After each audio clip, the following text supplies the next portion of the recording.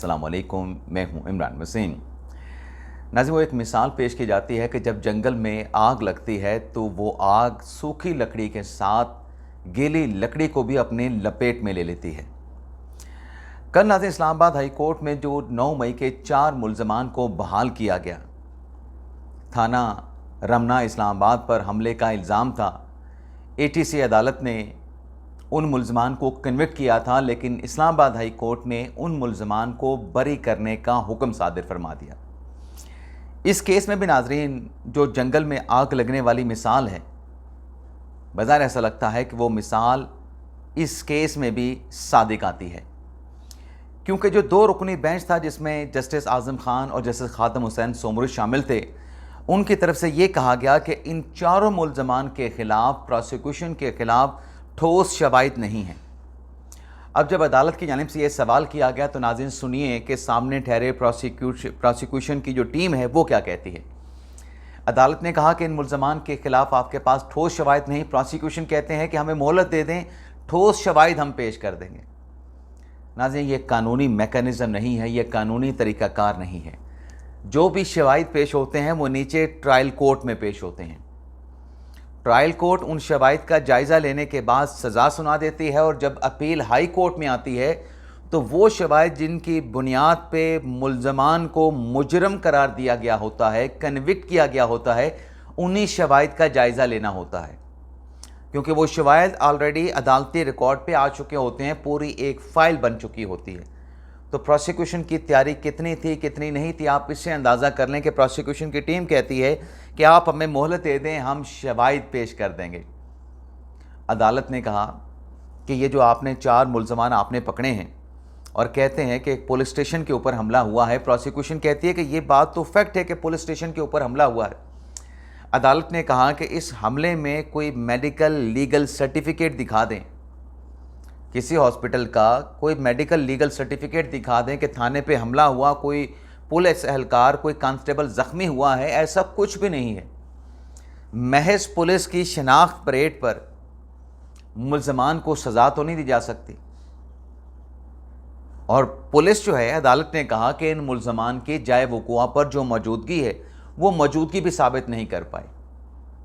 तो ये 26वीं आईनी तरमीम के बाद वाली अदलिया थी। जो PTI कहते हैं ना कि 26वीं आईनी तरमीम के बाद इंसाफ नहीं मिल रहा, रिलीफ नहीं मिल रहा, तो ये 26वीं आईनी तरमीम के बाद वाली अदलिया थी जिसने 4 मुल्ज़मान को बरी कर दिया ठोस शवाहिद ना होने पे। अब पेशावर हाई कोर्ट की बात कर लें। कल रात के वीडियो लॉग में मैंने कहा था कि अली मीन गंडापुर साहब को हिफाजती ज़मानत दे दी, लेकिन अदालत में क्या कार्रवाई हुई, क्या सवालात पूछे गए। अब नाज़रीन, गंडापुर साहब जो हैं, 2 रुकनी बेंच ने उनकी प्रोटेक्टिव बेल की समाअत की।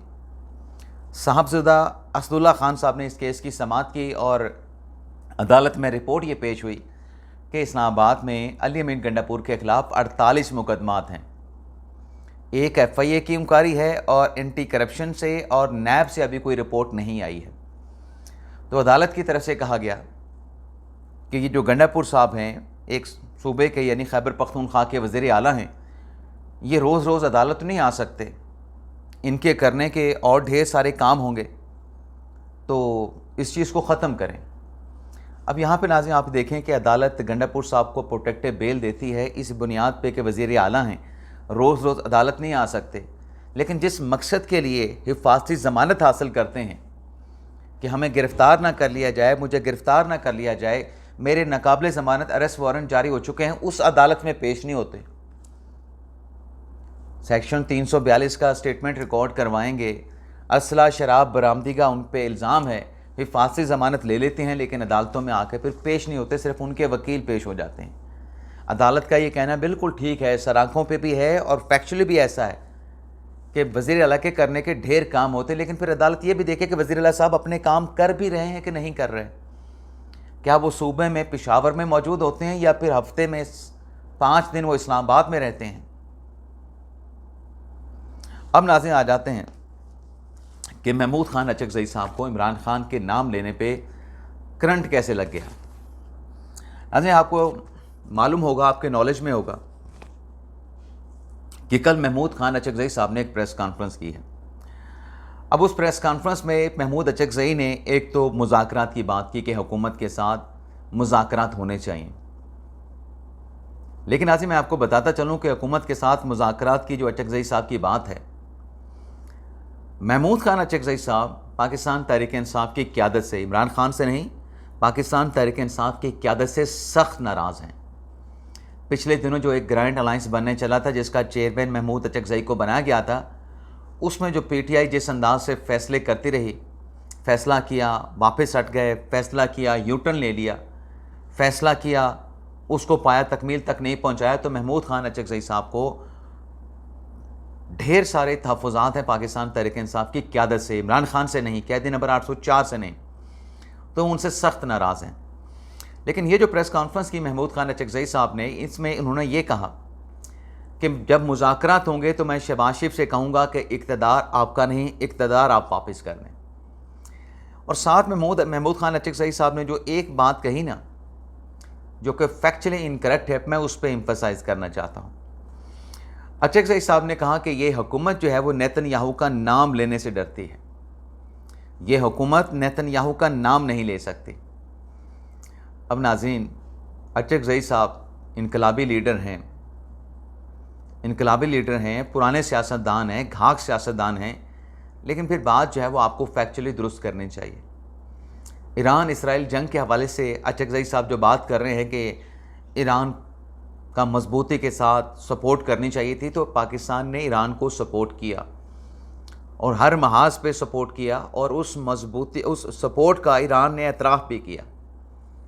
और कल सीज़ फायर कैसे हुआ उससे मुतल्लिक़ भी वज़ीर दाखिला मोहसिन नकवी साहब ने बता दिया कि सीज़ फायर करवाने में भी वज़ीर आज़म का और हमारी एस्टेब्लिशमेंट का बड़ा अहम रोल था, पस पर्दा बड़ा किरदार था।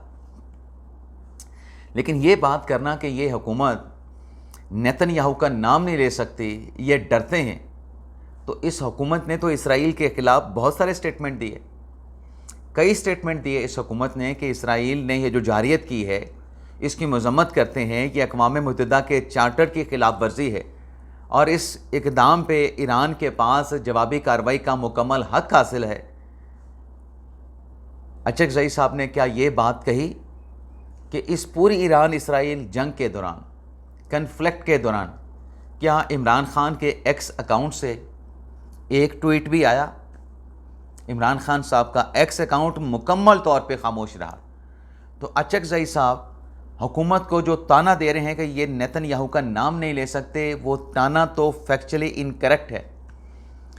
लेकिन जो इमरान खान की बात करते हैं कि इमरान खान साहब इसलिए जेल में है कि उसका इलेक्शन चुराया गया है, वो इलेक्शन जीता हुआ है, उसका नाम भी ले लेते कि उसने भी ईरान इसराइल जंग के हवाले से एक लफ्ज़ तक अपने ट्विटर अकाउंट पे अपनी बहनों को नहीं कहा कि मेरे मैनेजर को कह दें कि आप सोशल मीडिया पे मेरी तरफ से ईरान इसराइल जंग पे ये पोस्ट कर दें, ये स्टेटमेंट, ये पैगाम जारी कर दें।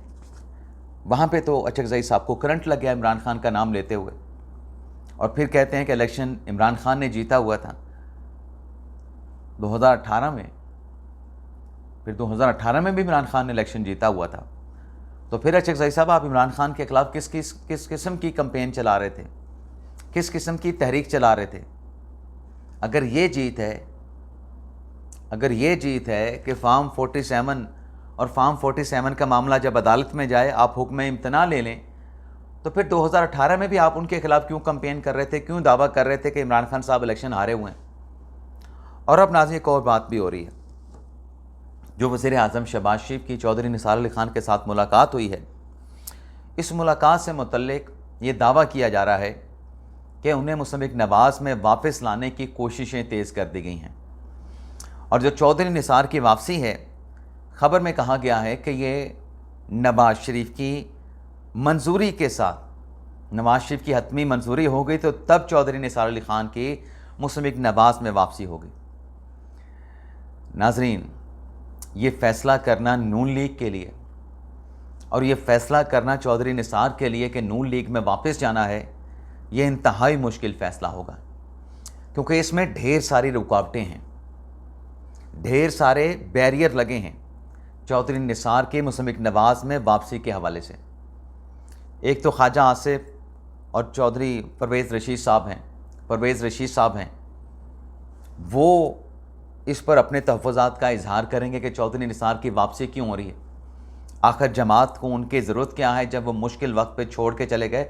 ये ख्वाजा आसिफ और परवेज़ रशीद साहब का स्टेटमेंट होगा, उनके तहफ़्फ़ुज़ात होंगे जिसका वो इज़हार करेंगे।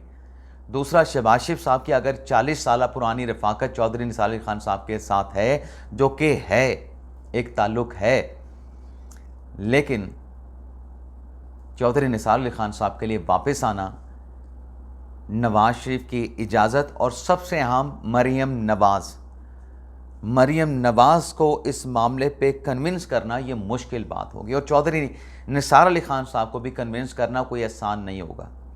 इन हालात में जब पुलों के नीचे से ढेर सारा पानी बह चुका है, चौधरी निसार के लिए वापसी का फ़ैसला करना आसान नहीं होगा, बहुत मुश्किल फ़ैसला होगा।